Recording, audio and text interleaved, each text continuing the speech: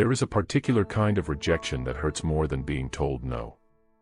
It happens when you can feel that she wants you, when her eyes soften around you, when she stays longer than she needs to, when something inside her clearly moves toward you, and yet the moment you finally give her the chance to choose you, she freezes. She does not run because she feels nothing. She hesitates because saying yes would make everything she has been protecting suddenly vulnerable. And that is the part nobody sees. From the outside, it looks like confusion. From the inside, it can feel like standing in front of the one thing you have secretly wanted and realizing that getting it means you can finally lose it. Maybe that is what happened between you. You spent enough time together to recognize the difference between politeness and tenderness. There were moments when she seemed completely comfortable with you, moments when her guard disappeared without her noticing, moments when she looked at you as though being understood by you felt strangely familiar. But whenever the possibility of something real became too obvious, something changed. Her warmth became caution. Her certainty became questions. The closer you came to giving the relationship a name, the more she seemed to retreat into herself. And because you were looking for an explanation outside of her, you may have concluded that she simply did not want you enough. The truth can be much more uncomfortable. Sometimes a person hesitates precisely because they want something enough for it to become dangerous. Love becomes frightening when it stops being an idea and becomes a consequence. As long as she could imagine you from a safe distance, she could enjoy the feeling without surrendering control. She could wonder what being with you might be like without having to confront what being with you would demand from her emotionally. But the moment you made your feelings unmistakable, the fantasy became a decision. Suddenly, choosing you meant allowing another person access to places inside her that she had spent years learning to guard. It meant being seen consistently, not just admired occasionally. It meant that your opinion could begin to matter, your absence could begin to hurt, and your disappointment could become capable of reaching parts of her that nobody else could touch. That is why some people become strangely distant when they finally receive the affection they have been quietly hoping for. You can imagine the relationship without experiencing its risks. You can idealize the person without discovering their imperfections. You can tell yourself that you would be happy if they chose you without ever having to discover whether you could survive the vulnerability of actually being chosen. But once he says, "I choose you," the woman who has been secretly longing for that sentence can suddenly feel the weight behind it. Now she has something real enough to lose.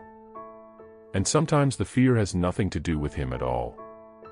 She may have learned, somewhere long before meeting you, that love is followed by pain. Maybe she watched affection become disappointment. Maybe she experienced closeness that eventually became abandonment.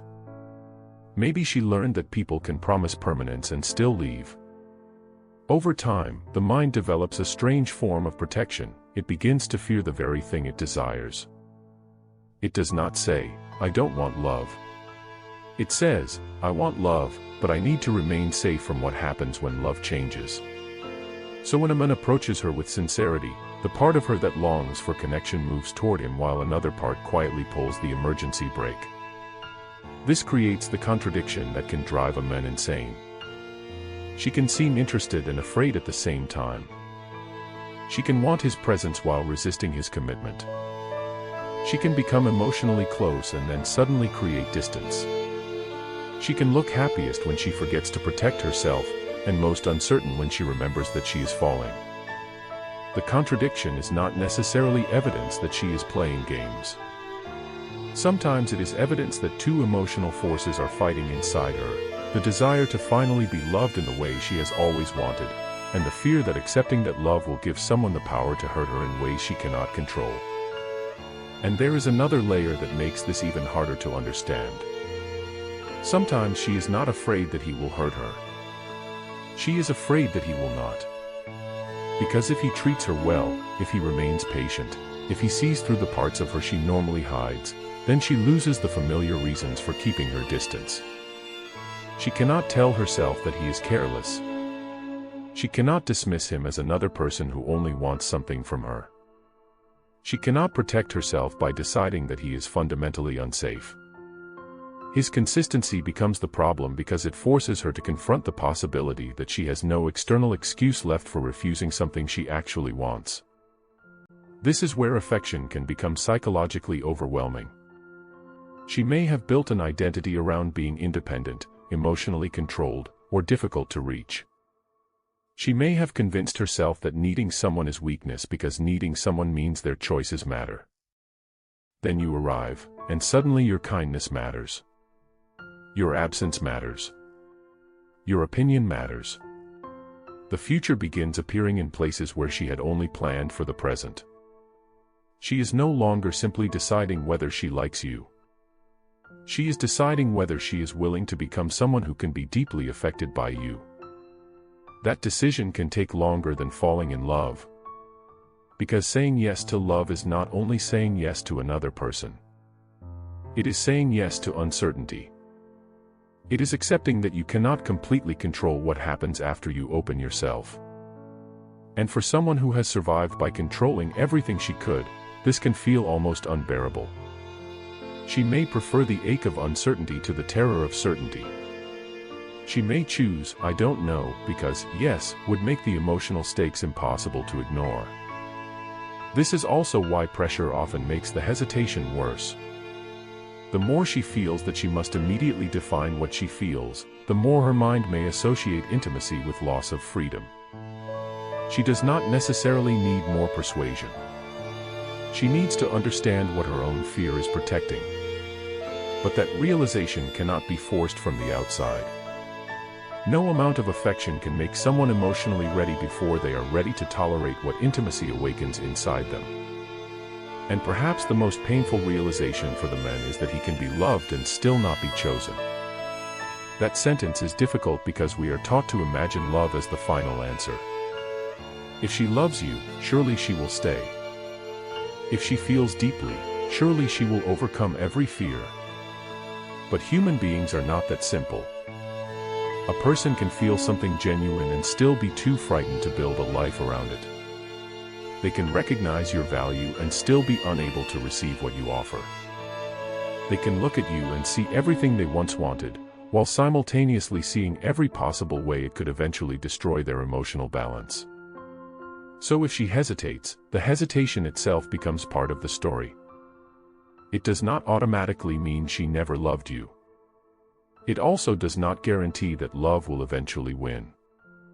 That is what makes this kind of connection so haunting. There is no villain to blame. There is no obvious betrayal to explain the distance. There is only a person standing at the edge of something real, feeling both the warmth of it and the fear of what happens if she steps inside. And maybe you remember the moment you realized she was afraid. Not because she said it, but because something in her expression changed when you became serious. For a second, she looked less like someone rejecting you and more like someone confronting a future she had not prepared herself to enter. You may have mistaken that fear for indifference because indifference is easier to understand. If she simply did not care, then the story would have an ending. You could grieve the rejection and move forward. But when someone seems to care and still cannot say yes, the mind keeps returning to the unanswered question, if she wanted me, why couldn't she choose me? Sometimes the answer is that wanting someone and feeling safe enough to surrender to them are two completely different emotional experiences. She may have spent years learning how not to need anyone. Then she met someone who made needing someone feel possible again. And that possibility frightened her more than loneliness ever did. Because loneliness is painful, but familiar. Love is unfamiliar when it reaches the place inside you that has always been afraid of losing it. And that may be why she could stand so close to you and still hesitate. Why her heart could move toward you while her fear pulled her backward. Why she could feel something real and still struggle to accept the person offering it. She was not necessarily standing between you and another man, or between love and indifference. She may have been standing between the woman she had learned to become and the woman she would have to become if she finally allowed herself to be loved. And sometimes, that is the cruelest distance two people can have. Not miles. Not absence. Not lack of feeling.